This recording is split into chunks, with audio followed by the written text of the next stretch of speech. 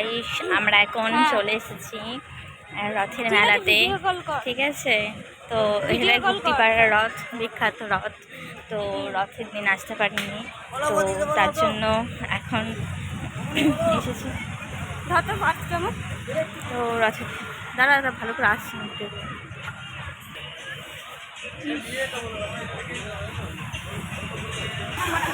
দেখো, তো রথের দিন আসতে পারিনি আমরা, তো তার জন্য এখন এসেছি রথের মেলাতে। তো গুপ্তিপাড়ার বিখ্যাত রথ এটা।